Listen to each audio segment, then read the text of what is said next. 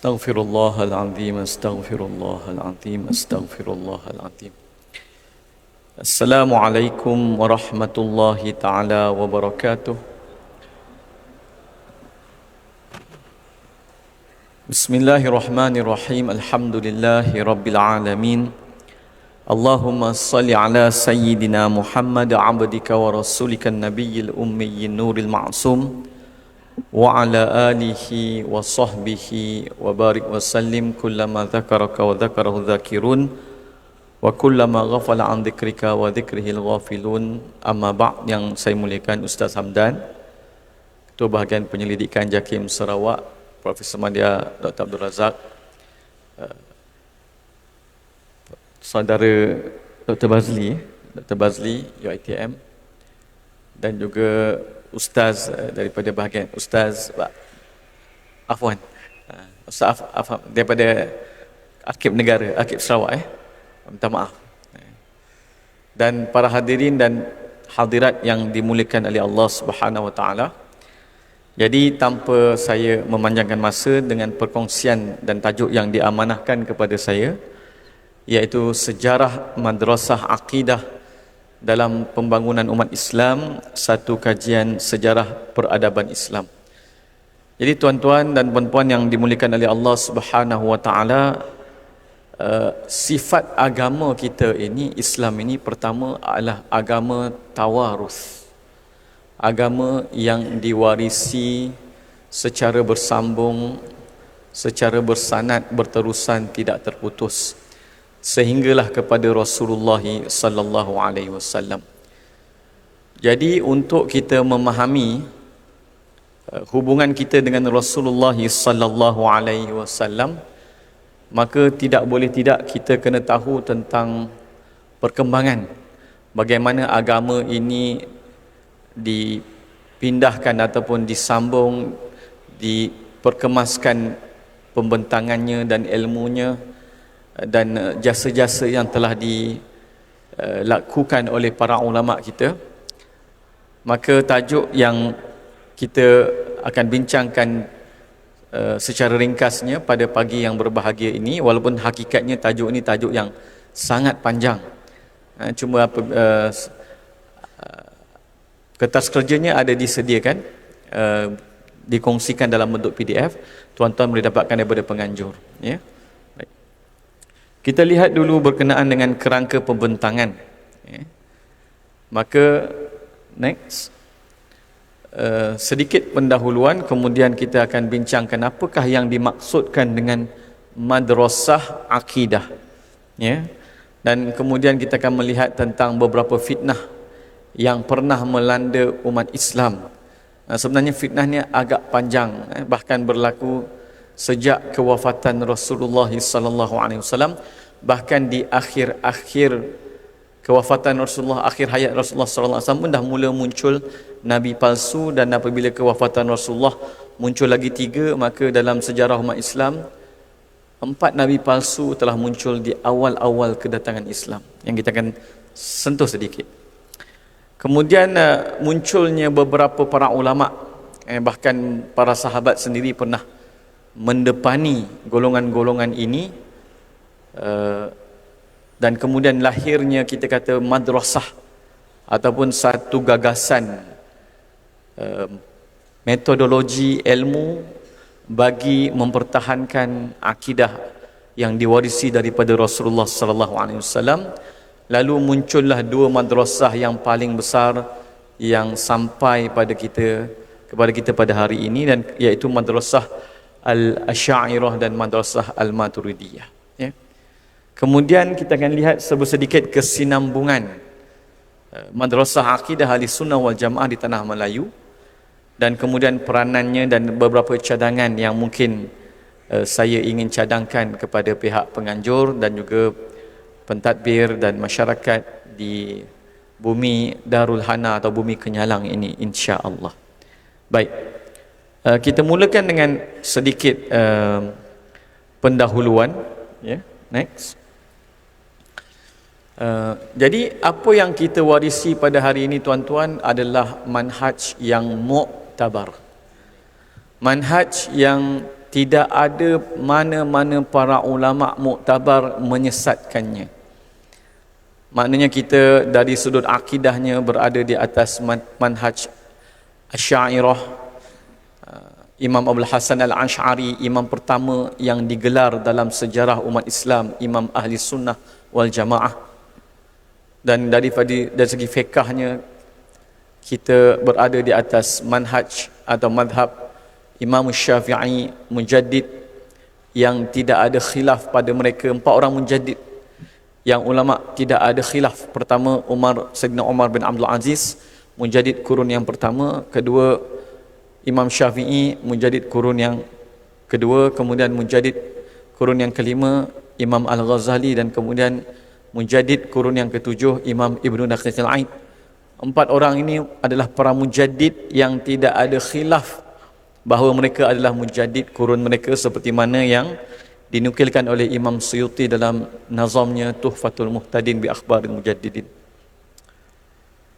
Dan kemudian dari segi tasawufnya kita bermanhaj atas Imam Ghazali yang bersambung sampai ke Imam Junaid Al-Baghdadi, yang merupakan tasawuf yang muktabar, yang mana tidak ada dalam mana-mana manhaj kita ini yang dikatakan sesat sepanjang zaman oleh para ulama muktabar umat Islam. Jadi kita tuan-tuan sangat bersyukur di atas nikmat Allah Subhanahu Wa Taala ini. Moga-moga Allah kekalkan nikmat ini kepada kita. Next. Kita lihat apa itu madrasah, ya. Jadi tuan-tuan yang dimuliakan oleh Allah Subhanahu Wa Taala, madrasah ini kita boleh lihat dari sudut dua. Satu, perspektif maknawi, dan satu lagi perspektif fizikal. Perspektif maknawi, madrasah ini adalah merupakan aliran pemikiran, manhaj keilmuan dan tradisi kefahaman. Jadi ini adalah bentuk maknawi. Tapi madrasah yang fizikal, kalau kita tengok dalam sejarah disebut bermula dengan Masjid Nabawi.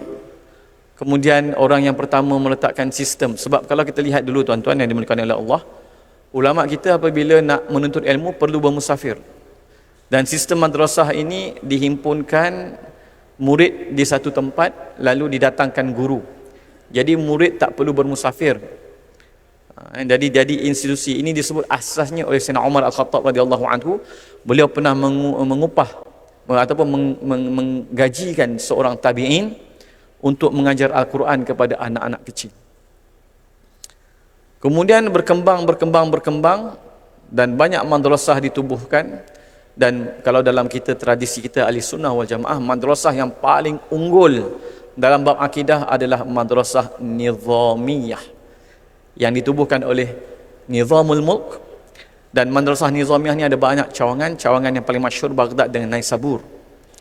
Dan daripada cawangan-cawangan seperti Naisabur ni muncullah Imamul Haramain Al-Juwaini. Kemudian datangnya Imam Al-Ghazali, dan itulah madrasah kalamiyah ataupun madrasah para ulama mutakallimin Asy'ariyah dan ulama mazhab Syafi'i, yang mana disebut dengan munculnya madrasah-madrasah ini, maka aliran-aliran yang menyeleweng semakin kurang. Begitu juga kalau kita lihat institusi Darul Hadis. Darul Hadis yang pertama atas muka bumi ini ditubuhkan oleh Sultan Nuruddin Zinki atau Zangi. Satu orang sultan yang sangat cintakan para ulama, dan beliaulah yang dipilih oleh Allah untuk menyelamatkan makam Rasulullah sallallahu alaihi wasallam daripada diceroboh oleh golongan yang cuba mencuri jasad Rasulullah sallallahu alaihi wasallam, iaitu Darul Hadis An-Nuriyah, yang ditubuhkan untuk gurunya yang tercinta Al-Hafiz atau Hafizud Dunya, Hafizul Syam, Imam Al-Hafiz Ibnu Asakir. Itulah Darul Hadis yang pertama atas muka bumi. Dan Imam Ibnu Asakir mazhabnya Syafi'i, akidahnya Asy'ari. Begitu juga ditubuhkan oleh Malik Al-Ashraf, anak saudara kepada Sultan Salahuddin Al-Ayyubi. Sultan Salahuddin Al-Ayyubi juga berjasa besar menjatuhkan menukar fahaman Syiah daripada Mesir, dan kemudian menawan Baitul Maqdis daripada tentera Salib. Anak saudaranya Malik Ashraf menubuhkan Darul Hadis yang paling berpengaruh atas muka bumi ini, Darul Hadis Al-Ashrafiyah. yang mana ulama-ulama seperti Al-Hafiz Ibn Salah, Imam Abu Syamah Al-Maqdisi, Imam Taqiyuddin As-Subki, Tajuddin As-Subki, Imam Nawawi, yang menjadi Syekh Darul Hadis Al-Ashrafiyah. Maka madrasah juga boleh merujuk kepada institusi di mana ilmuwan dan guru dan para murid berhimpun. Jadi fokus kita pada hari ini lebih kepada madrasah kefahaman, pemikiran dan ilmu. Akidah pula tuan-tuan boleh dilihat dari sudut bahasa dan istilah, maka kita tak perlu panjangkan di sini. Ialah akidah ni kita kata simpulan hati. Hati ni dia ada simpulannya, dia ada sifatnya, dia ada hal keadaannya, lintasan-lintasannya. Tetapi yang dimaksudkan dengan akidah adalah simpulan hati, pegangan hati, yang putus ataupun yang kita kata tak berganjak dan tak ada unsur-unsur syak, wasangka, ragu-ragu dan sebagainya. Kemudian next, seperti mana yang disabdakan oleh Rasulullah sallallahu alaihi wasallam, umat Islam berdepan dengan begitu banyak fitnah, tetapi fitnah ini tetap tidak mampu untuk menukar tapak kebenaran, dasar kebenaran yang ada pada umat Rasulullah sallallahu alaihi wasallam. Kerana umat baginda ini terpelihara secara majoriti. Kalau Bani Israel, majoriti mereka pada ketika Nabi mereka masih hidup pernah menyembah patung anak lembu beramai-ramai. Maknanya mereka pernah sesat beramai-ramai, tetapi tidak bagi umat Nabi Muhammad sallallahu alaihi wasallam. Bahkan kalau kita lihat fitnah Rajjal bin Unfuah, kalau tuan-tuan pernah dengar, satu orang yang pernah menjadi sahabat Rasulullah sallallahu alaihi wasallam. Ketika Rasulullah datang, ketika Sayyidina Abu Hurairah radhiyallahu anhu dan Rajjal bersama dengan para sahabat yang lain, maka Rasulullah kata, ada di kalangan kamu ni yang gigi gerhamnya lebih besar daripada bukit Uhud dalam api neraka. Maknanya salah seorang kamu ni akan jadi penghuni neraka. Maka kata Sayyidina Abu Hurairah radhiyallahu anhu, semuanya telah wafat, ketinggal aku dengan Rajjal sahaja. Tapi rupa-rupanya Rajjal akhirnya ketika muncul Musailamah Al-Kadzab, Sayyidina Abu Bakar radhiyallahu anhu mengutusnya, dan apabila dia pergi ke Musailamah Al-Kadzab, Musailamah Al-Kadzab tawar dia, kalau kau buat hadis, kau dakwa bahawa aku dan Muhammad berkongsi kenabian, separuh kerajaan aku ini untuk kamu. Maka Rajjal terpesona, lalu dia keluar dan dia buat hadis palsu tu. Dia kata, aku mendengar Muhammad sallallahu alaihi wasallam berkata dia dan Musailamah berkongsi kenabian. Maka berlakulah fitnah yang besar dalam Islam, ramai yang murtad dan masuk menjadi pengikut Musailamah Kadzab, dan berlaku peperangan yang mamah. Tapi tetap majoriti umat Islam tidak sesat. Bahkan muncul pula pada zaman Rasulullah Dzul Khuwaisirah ataupun Dzul Sudayyah, Hurqus bin Zuhair At-Tamimi, yang akhirnya menjadi pemberontak terhadap Sayyidina Ali radhiyallahu taala anhu, kepala Khawarij, pun tidak menjadi majoriti di kalangan umat Islam. Akhirnya wafat dalam peperangan Nahrawan ketika berperang dengan Sayyidina Ali radhiyallahu taala anhu. Kemudian muncul beberapa fitnah-fitnah berkaitan politik. Munculnya Syiah yang menjadi panasnya selepas kewafatan Sayyidina Muawiyah radhiyallahu anhu. Dan kemudian munculnya Qadariyah. Qadariyah ni ada dua, Qadariyah mutaqaddimin dan Qadariyah mutaakhirin. Qadariyah mutaqaddimin ini disebut hukumnya kufur wal iyazubillah, tapi telah pupus pada zaman Imam Syafi'i, dan yang diwarisi hari ini banyaknya Qadariyah mutaakhirin. Muncul juga golongan Murji'ah, Jahmiyah yang menafikan sifat bagi Allah, golongan Jabariyah yang seolah menafikan kelangsungan syariat, dan muncul juga golongan Mujassimah, terutamanya Karramiyah. Muhammad bin Karram ni As-Sijistani ni, dia menyamar jadi anak murid Imam Ahmad bin Hanbal. Lepas Imam Ahmad bin Hanbal wafat, dia suka buka majlis hadis, baca hadis kepada masyarakat. Tetapi hadis yang dia bacakan tu adalah hadis-hadis mutasyabihat, yang akhirnya menyebabkan mazhab Hambali dilanda dengan fitnah tajsim, sehingga di kalangan ulama-ulama mazhab Hambali begitu masyhur dikenali sebagai Mujassimah Hanabilah. Datang Al-Hafiz Ibn Jauzi Al-Hambali mengarang Daf'u Syubhahit Tashbih bi Akafit Tanzih untuk menolak fitnah Mujassimah yang pernah melanda mazhab Hambali. Kemudian muncul fitnah Mu'tazilah yang sangat besar pada zaman di awal zaman Abbasiyah, di 3 zaman khalifah. Kita pun tahu kisah yang panjang fitnah khalqul Quran. Kemudian muncul fitnah Najjariyah, dan ada juga fitnah Ghulat Hanabilah yang juga cenderung kepada golongan Mujassimah, dan berlaku peperangan antara pengikut mazhab fiqh Hambali dan Hanaf Syafi'i. Maka selepas itulah dibina madrasah-madrasah oleh para sultan-sultan ahli sunnah wal jamaah. Dulu sebelum ini ulama ahli sunnah wal jamaah, khususnya di kalangan para fuqaha dan muhaddisin, mereka kurang mengambil pendekatan berdebat. Tetapi dengan datangnya Imam Abu Hasan Al-Asy'ari, lepas tu kita akan tengok mereka mula berdebat, dan hujah mereka adalah Nabi Ibrahim alaihissalam yang berdebat dengan 3 orang. Berdebat dengan rajanya, berdebat dengan masyarakatnya, dan berdebat dengan bapa saudaranya, Azar.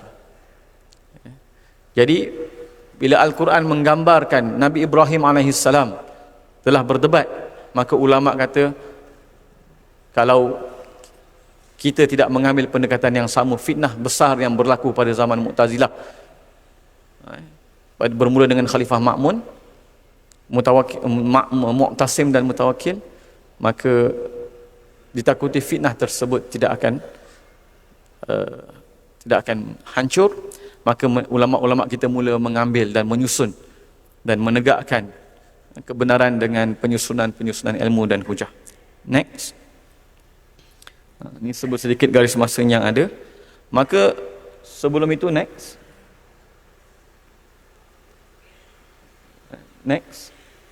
Sebelum munculnya imam besar Imam Abu Hasan Al-Asy'ari, maka di sana ada 2 tokoh yang telah pun menggunakan pendekatan ilmu kalam. Kerana pada waktu itu ilmu kalam ni lebih dikaitkan dengan ahli bid'ah.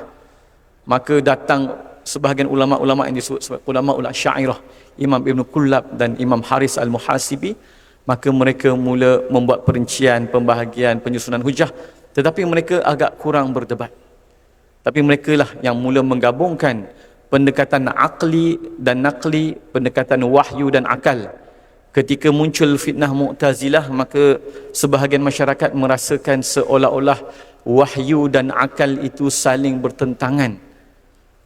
Tetapi hakikatnya pastinya tidak saling bertentangan. Maka pendekatan menggabungkan antara hujah akli dan nakli ini telah menyebarkan ketenangan dan keyakinan di kalangan umat Islam bahawa wahyu tidak sama sekali bertentangan dengan akal, seperti mana matahari dan mata. Next.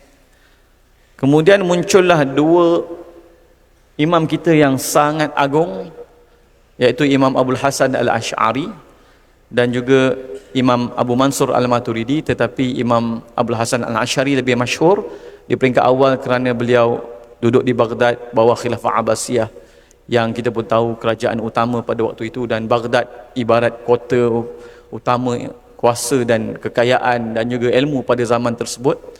Maka beliau telah menggunakan pendekatan yang komprehensif, menyusun hujah-hujah akli bagi mendukung akidah-akidah yang diwarisi daripada Rasulullah sallallahu alaihi wasallam. Maka beliaulah orang pertama yang dikenali sebagai Imam Ahli Sunnah wal Jamaah, dan Imam Abu Mansur Al-Maturidi lebih dikenali sebagai Imamul Huda. Perkembangan mazhab Maturidi sedikit lewat, tetapi perkembangan mazhab Asy'ariyah sangat awal dan berkembang dengan begitu pesat pada tabaqat yang kedua, selepas Imam Abu Hasan Al-Asy'ari, yang kita akan tengok nanti. Next. Dan hikmah Allah Subhanahu Wa Taala menjadikan kedua-dua imam kita ini sebagai jambatan antara salaf dan khalaf. Jadi kalau ada orang di luar sana yang cuba meracuni pemikiran kita, kononnya bahawa Asy'ariyah dan Maturidiyah ni adalah mazhab khalaf, maka kita katakan kepada mereka tidak. Asy'ariyah dan Maturidiyah adalah mazhab salaf dan khalaf. Allah menghidupkan kedua-dua imam ini di dalam 2 generasi. generasi salaf dan juga generasi khalaf. Sebab itu mereka lahir pada generasi salaf dan mereka wafat pada generasi khalaf. Ya. Maka mereka adalah mereka yang menghimpunkan seperti mana kita kata imam pak madhab menghimpunkan madhab para sahabat dan para tabi'in, maka begitu jugalah imam kita Abu Hasan Al-Asy'ari dan Imam Abu Mansur Al-Maturidi menghimpunkan pendekatan salaf dan khalaf. Maka jangan tertipu ada orang kata madhab ini madhab salaf dan kemudian madhab Asy'ariyah tu khalaf. Tidak. Asy'ariyah adalah kesinambungan salaf dan khalaf. Kemudian tuan-tuan yang dimuliakan oleh Allah Subhanahu wa taala, next. Maka madrasah Al-Asy'ariyah ni adalah madrasah yang paling besar dalam madrasah akidah ke, tafsir ke, hadis ke. Maka ulama-ulama Asy'ariyah lah yang besar. Macam kita sebut ambil contoh dua madrasah yang paling besar. Madrasah akidah dan mazhab Syafi'i, madrasah Nizamiyah. Madrasah kita kata hadis yang paling besar dalam sejarah umat Islam, Darul Hadis Al-Ashrafiyah. Kedua-duanya tu tuan-tuan, ulamanya Syafi'i dan Asy'ari. Maka tersebar. Dan kemudian next, bab kata Imam Ghazali, Imam Nawawi, dalam kitabnya, pernah ada satu zaman itu terhimpun 3 tokoh besar tabaqat yang kedua daripada anak murid Imam Abul Hasan Al-Asy'ari, khususnya daripada Imam Abul Hasan Al-Bahili. Maka pertama Imam Abu Bakar Al-Baqillani, semua tahulah, terlalu dahsyat namanya, dan beliau seorang bermazhab Maliki. Maka ulama mazhab Maliki boleh dikatakan mendapat Asy'ariyah daripada beliau. Kemudian ada 2 orang tokoh besar mazhab Syafi'i, Imam Ibn Furuq dan juga Abu Ishaq Al-Isfarayini. Maka daripada sinilah berkembangnya ataupun bergabungnya mazhab Syafi'i dan Asy'ari, sehingga kan tak disebut maksudnya Syafi'i melainkan Asy'ari. Adalah sedikit yang terpengaruh dengan Mu'tazilah, sedikit sahaja. Tetapi Imam Ibn Furuq, ulama besar mazhab Syafi'i, Imam Abu Ishaq Al-Isfarayini, ulama besar mazhab Syafi'i, dan daripada Imam Ibn Furuq dan Abu Ishaq Al-Isfarayini dah ambilnya akidah atau fiqh juga Imam Qushairi, pengarang risalah Qushairiyah. Maka tersebarlah tasawuf, akidah Asy'ari juga di kalangan ulama-ulama tasawuf. Maka sebab itu ketika mazhab Syafi'i datang ke tanah Melayu, mazhab Syafi'i datang dengan package yang 3 itu. Dan package yang 3 itu telah menjadi kukuh pada zaman Imamul Haramain Al-Juwaini dan anak muridnya, tak lain tak bukan Hujjatul Islam Al-Ghazali. Maka penggabungan ini telah berlaku. Jadi bila datang ke tanah Melayu dengan beberapa teori, pada Melaka ke Kedah ke, ada yang kata Terengganu, tapi datangnya itu dengan package itulah, Asy'ariyah, Syafi'iyah, Ghazaliyah atau Sufiyah. Dan madrasah Maturidiyah ini juga berkembang, tetapi perkembangannya itu agak sedikit tak begitu sedikit bukan terlewat, tak berkembang pantas seperti mana mazhab Asy'ariyah. Dan ianya lebih berkembang di kalangan ulama-ulama mazhab Hanafi di belah negara-negara yang dipanggil bilad Mawara'an Nahar. Tetapi tuan-tuan, apabila bertemu Asy'ariyah dan Maturidiyah, memang ada sedikit perbezaan seperti sifat takwin contohnya. Maturidiyah kata ia merupakan sifat bagi zat, tetapi mazhab Asy'ariyah mengatakan sifat takwin itu sifat af'al. Tak apa, tak ada masalah sikit. Akhirnya seperti mana kata para ulama, Asy'ariyah dan Maturidiyah ini dilihat sebagai satu mazhab ataupun satu madrasah kerana perbezaan di kalangan mereka ini terlalu sedikit. Baik, next. Kemudian berkembanglah kedua-dua madrasah ini dengan para ulama dan gurunya, murid dan sanadnya, karya-karya ilmiah dalam hampir boleh kata semua bidang ilmu. Kalau dibuang kitab Asy'ariyah dan Maturidiyah daripada kitab-kitab Islam, maka runtuhlah agama ini. Wal-iyazubillah. Masjid dan madrasah pemerintah-pemerintah seperti Salahuddin Al-Ayyubi, Asy'ari, Syafi'i, Sultan Muhammad Al-Fatih, Hanafi, Maturidi, Nuruddin Zinggi, Syafi'i, Asy'ari. Maka ulama-ulama, pemimpin-pemimpin yang terkenal, soleh dan tokoh-tokoh besar dalam keilmuan Islam itu Asy'ariyah, Maturidiyah. Cukuplah bila Rasulullah kata la tuftahannal Qustantiniyah, kota Konstantin akan terbuka. Fa ni'mal amiru amiruha, pemimpin yang paling baik itu pemimpinnya.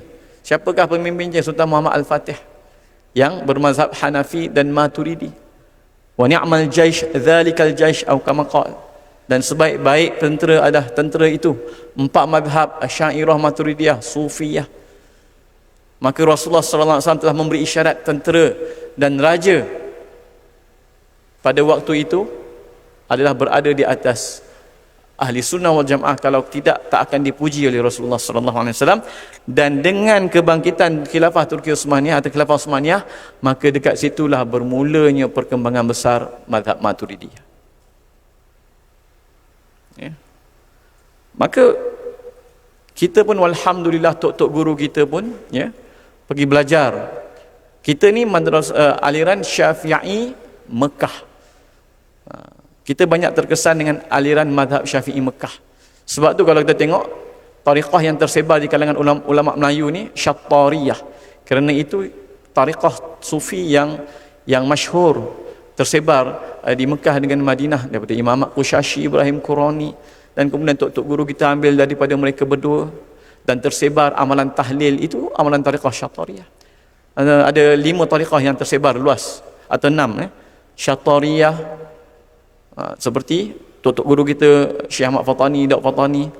Kemudian Naqsyabandiyah seperti Syekh kita punya Tok Kepaluh As-Said Syekh Abdul Rahman Al-Aidarus. Kemudian tariqah Ahmadiyah Idrisiyah seperti Mufti Negeri Sembilan dan Tuan Haji Daud Bukit Abal Kelantan. Kemudian Syadziliyah seperti Tok Pulau Manis di Terengganu. Kemudian tariqah Ba'alawiyah seperti yang masyhur kita kata di kalangan para habaib, dan kemudian Qadiriyah. Dan ada 6 tariqah yang masyhur tersebar. Jadi ulama-ulama kita adalah ulama-ulama yang menggabungkan ketiga disiplin ini. Maka sebab itulah tuan-tuan, next, maka ini adalah manhaj yang ditekankan oleh ataupun diangkat oleh para ulama dan pemimpin kita Raja Melayu. Next, kita baca keterangan Sultan Syarafuddin Al-Hajj ataupun Sultan Selangor sekarang ni. Tuan-tuan boleh baca. Meskipun Melaka secara politik jatuh tahun 1511, institusi Raja-Raja Melayu yang mewarisi ahli sunnah wal jamaah dengan berakidah Imam Asy'ari, fiqh bermazhab Imam Syafi'i, dan tasawuf bertarikat Imam Ghazali, serta adat istiadat budaya dan keilmuan daripada Melaka terus berkembang, malah berjaya membentuk wajah dan identiti tamadunnya yang tersendiri. Sesungguhnya tradisi inilah yang menjadikan acuan dan amalan Islam di negara kita, bahkan di Nusantara, yang amat unik dan istimewa, dan perlu dijadikan pedoman dalam membuat sebarang keputusan penting berkaitan institusi Islam di Malaysia. Maka kemudian datang golongan-golongan ekstrim takfiri yang menuduh kesesatan manhaj ini. Mereka lah yang sesat, tuan-tuan yang dimuliakan oleh Allah SWT. Begitu juga next, banyak ulama-ulama, saya akan bentang bab kedatangan ahli sunnah jamaah di Nusantara nanti, insyaAllah detail di Madrasah Islamiah Haji Ibrahim Rembau awal bulan Ogos nanti. Dan ini juga dinyatakan oleh tokoh besar ulama kita, Syekh Abdullah Fahim, yang bertanggungjawab menentukan tarikh kemerdekaan kita. Mereka sebut bangsa Melayu ni, orang awam, qadi, ulama, menteri, raja-raja bermazhab Imam Syafi'i atas perjalanan Asy'ari, tasawuf Imam Ghazali. Dan ini juga manhaj di Sabah, manhaj di Sarawak, manhaj di Kepulauan Melayu Nusantara ni, tuan-tuan yang dimuliakan oleh Allah. Next, tak masih nak mengejar masa. Jadi ini kita di sini jelas. 3 cabang atau martabat agama tu, Islam, iman, ihsan itu, akidah, fiqh, tasawuf, kita jelas. Siapa yang tak jelas panutan atau tautan atau teladan agamanya sampai pada Rasulullah akan keliru dalam amalan dan kefahaman agamanya. Tapi kita jelas, walhamdulillah. Next. Dan kemudian inilah peranan madrasah kita, tuan-tuan. Manhaj yang kita pegang ini, pertama, itulah identiti kita umat Islam Nusantara. Yang kedua, ia menyatukan kita. Maka walhamdulillah, fitnah-fitnah pertelingkahan berkaitan dengan teologi agama atau akidah ni sangat kurang. Bahkan kita ada 3 umat yang masuk Islam tanpa perangan. Pertama, umat Islam Madinah. Yang kedua, umat Yaman. Yang ketiga, umat Islam Tanah Melayu. Kemudian menangkis fahaman sesat. Ada macam-macam ajaran sesat dulu pernah muncul. Bolongnya, Batiniyah dan sebagainya. Jadi kita umat Melayu alhamdulillah terpelihara daripada fahaman Syiah. Walaupun adalah berlaku sedikit pada 1979, sebab berlaku revolusi Syiah tu berlaku sedikit penembusan. Kemudian daripada aliran inilah lahirnya para ulama dan aulia, dan budaya ilmu dalam tanah Melayu atau Malaysia ni beginilah manhajnya. Dan bagaimana kita memahami Al-Quran dan hadis dengan kacamata yang benar, ahli sunnah wal jamaah, dan menjadi asas kestabilan politik kita serta melahirkan ketamadunan ilmu tanah Melayu ataupun masyarakat Malaysia. Kesimpulan, maka akidah ni adalah asas bagi pembinaan umat Islam dan menjadi warisan dan jabatan kita kepada Rasulullah sallallahu alaihi wasallam. Maka sedikit cadangan yang saya ingin cadangkan. Next. Ya. Hendaklah kita memperkasakan infrastruktur ahli sunnah wal jamaah al-Asy'ariyah dan Maturidiyah dengan fatwa, dengan penerbitan ilmiah, dengan penyelidikan dan penguatkuasaan, agar manhaj ini terus, dan ini adalah manhaj yang muktabar, terus menjadi pegangan dan punca keamanan dan kesejahteraan serta kestabilan negeri kita. Dan dengan ini, tuan-tuan, akan dapat menangani golongan-golongan yang ekstrim dan juga memelihara adab ikhtilaf sesama kita. Dan moga-moga perkara ini diwarisi oleh generasi kita pada masa akan datang. Maka setakat itu sahaja, tuan-tuan. Minta maaf saya terambil 11 minit lebih daripada 8.30. Jadi kalau saya serahkan kembali kepada tuan moderator kita, insya-Allah. Okey, ribuan terima kasih diucapkan kepada Al-Fadhil Dr. Abdullah bin Jalil di atas perkongsian dan kupasan yang cukup bermanfaat sebentar tadi. Kupasan tentang sejarah madrasah akidah tadi memberi gambaran yang jelas kepada kita tentang kepentingan memahami akar umbi manhaj ahli sunnah wal jamaah. Semoga segala perkongsian yang kita perolehi tadi, tuan-tuan dan puan-puan sekalian, dapat dijadikan sebagai benteng diri dalam mendepani cabaran pemikiran semasa khususnya di Sarawak Bumi Kenyalang ini. Sekian. Okay, saya buka kepada persoalan. Jika ada 1-2 soalan yang nak ditanya kepada pembentang kita pada pagi ini. Sekiranya ada, tuan-tuan puan-puan boleh pergi terus di mikrofon yang disediakan di bawah. Jika ada persoalan yang hendak diutarakan kepada panel yang pertama kita pada pagi ini.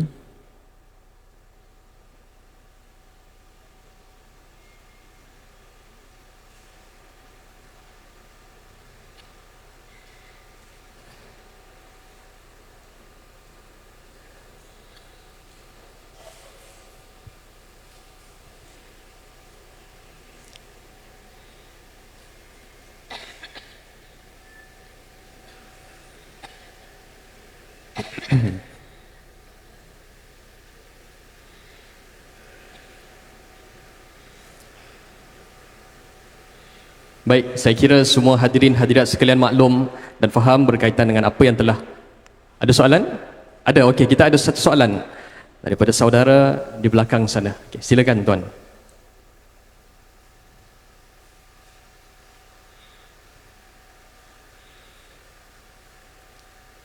Okey, tuan boleh perkenalkan diri dari mana dan silakan dengan soalan. Assalamualaikum warahmatullahi wabarakatuh.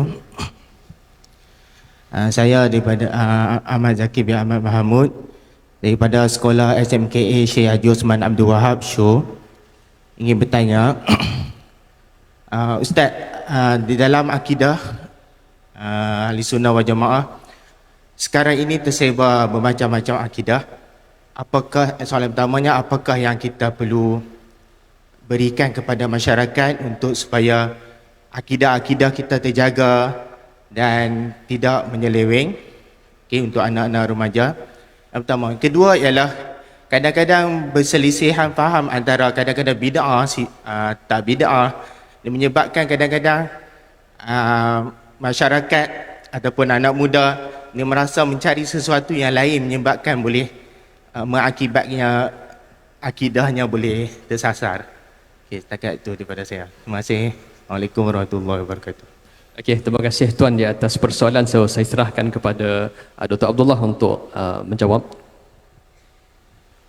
Bismillah, Allahumma hidayatan lis-shawab.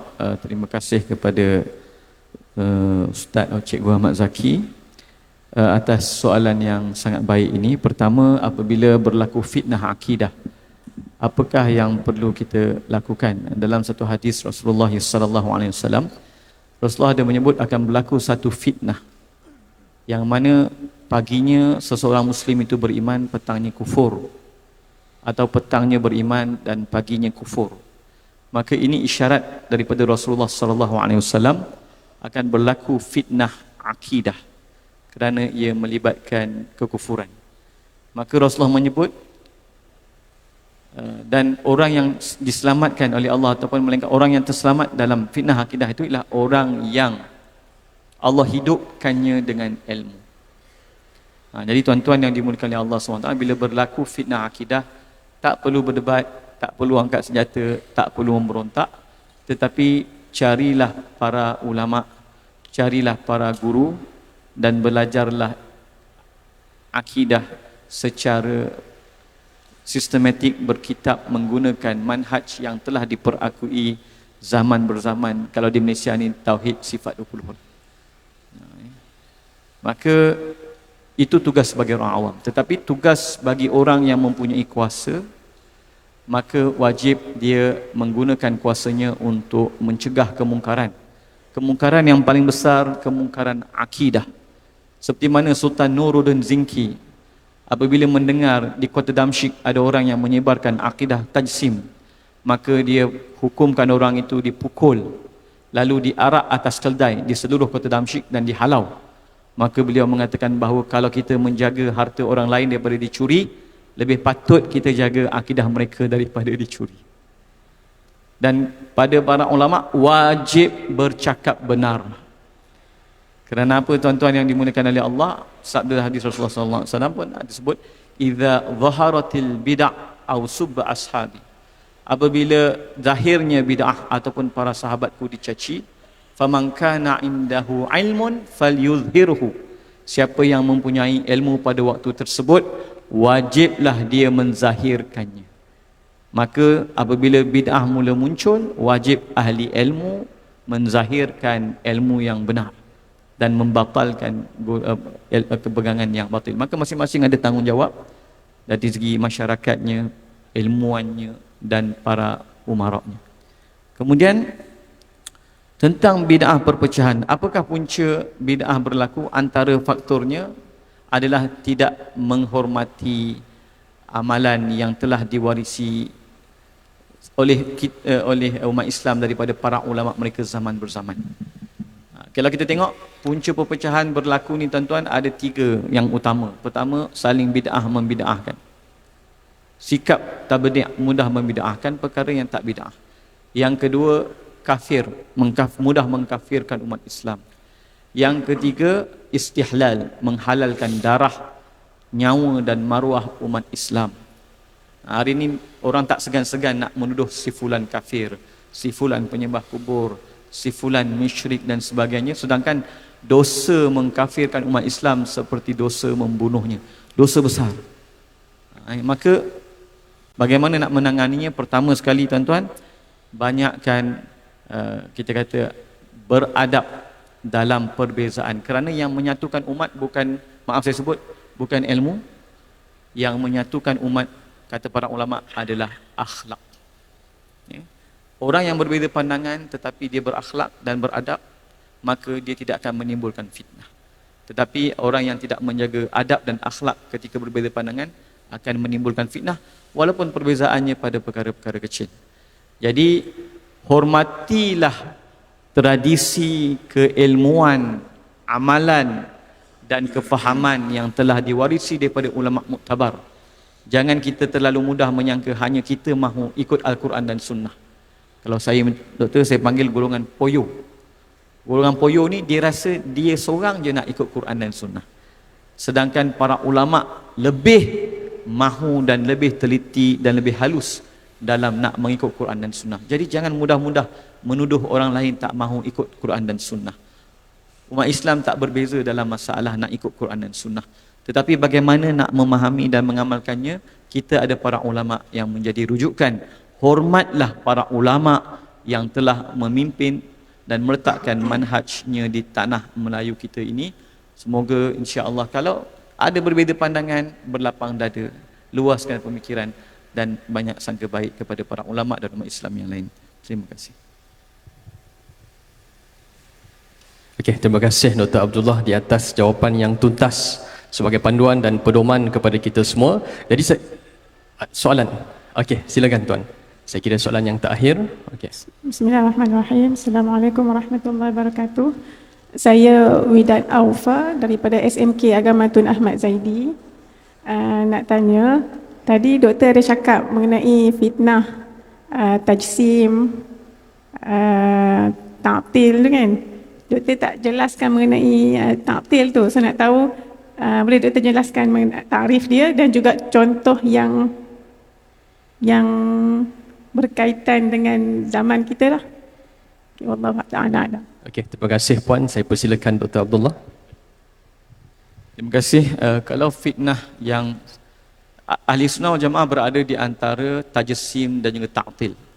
Tajsim ni golongan yang mensifatkan Allah dengan jisim ataupun tak mensifatkan Allah dengan jisim tapi menyifatkan Allah dengan lawazim jismiyah atau sifat-sifat jisim, seperti mengatakan Allah itu bertempat, berarah, beranggota seperti muka, tangan, kaki, jari, bergerak, berpindah, bersuara, bersaiz, berat, dan ibarat kata seumpama manusia tapi bukan manusia. Itu golongan Mujassimah. Golongan Mu'attilah daripada Jahmiyah dan juga Mu'tazilah. Kalau Jahmiyah, Jaham bin Safwan ini dia menafikan sifat Allah, hampir Allah itu macam sesuatu yang tak wujud. Mereka adalah golongan yang sangat ghulu. Hatta nak disifatkan Allah dengan hidup pun mereka tak bersetuju. Tetapi di bawah sedikit ada golongan Mu'tazilah. Golongan Mu'tazilah ini mereka menafikan sifat ma'ani, tetapi mereka tidak menafikan sifat ma'nawiyah. Mereka kata kalau kita tetapkan sifat qudrat, iradat, ilmu, hayat, sama', basar, kalam kepada Allah tu, maka berlaku dipanggil ta'adudul qudama, seolah-olah Allah dan sifatnya itu berbilang-bilang. Maka mereka menafikan, tapi mereka tak menafikan bahawa Allah itu maha berkuasa, maha berkehendak, maha hidup, maha berilmu dan seterusnya. Jadi sebab itu golongan Mu'tazilah ini tidak dihukumkan kufur, sebab mereka tak menafikan ma'nawiyah walaupun mereka menafikan ma'ani.